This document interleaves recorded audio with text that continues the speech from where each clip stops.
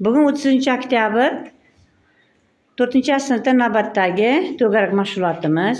Mana bo'sh o'zlashtiruvchi o'quvchilar bilan ishlash darsimiz.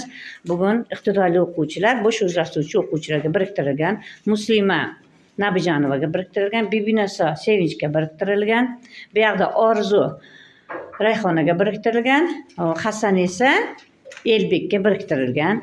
Aziz o'quvchilar, bugun biz sizlar bilan yordamchi yumron qoziq o'yinini o'tamiz.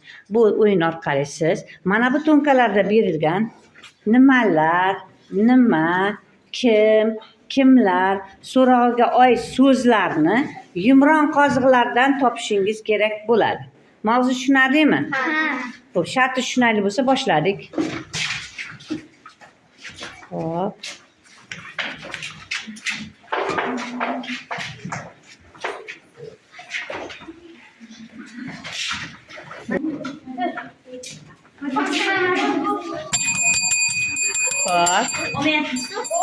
Ikkinchi kimlar so'rog'i? Marhamat, kimlar so'rog'i birinchi bo'ldi? Marhamat. Bolalar, kimlar bolalar? Kimlar ishchilar, kimlar ovchilar, kimlar qizlar, kimlar odamlar, kimlar ustozlar, kimlar ustalar, kimlar qassoblar. Juda yaxshi. Xo'p, marhamat, kim so'rog'i? Marhamat. Kim so'rog'i? Kim ovchi, kim shifokor, kim farzand, kim chaqaloq, kim bolakay, kim o'qituvchi, kim ona. Ona. Xo'p, yaxshi. Nima so'rog'i? Marhamat. Nima televizor, nima parda, nima telefon, nima daftar, nima kitob, nima piyola, nima stol. Xo'p, yaxshi. Endi qaysi guruh qoldi? Marhamat.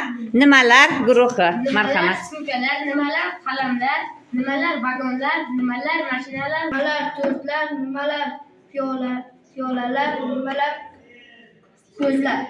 so'zlar. Xo'p, demak, nimalar ko'plikdagi so'roqlarga javob bo'lgan so'zlar ekan. Xo'p. Aziz o'quvchilar, bu o'yin sizga yoqdimi? Yumron qoziq yordamchi. Xo'p, marhamat, Bibinaso fikringiz. Bu o'yin so'z turkumi ekan. Oid ekan, ha? Bu o'yinda so'roqlarga qarab, so'roqlar yordamida so'zlarni topdik. Topishga qiynalmadik, so'roqlar bizga yordam berdi. Demak, yumron qoziqqa yordam berishda bizga to'nkadagi so'roqlar yordam beribdi. Marhamat, shiorimiz. Bilim, o'qish va takrorlash mevasidir. Ishtirokingiz uchun rahmat.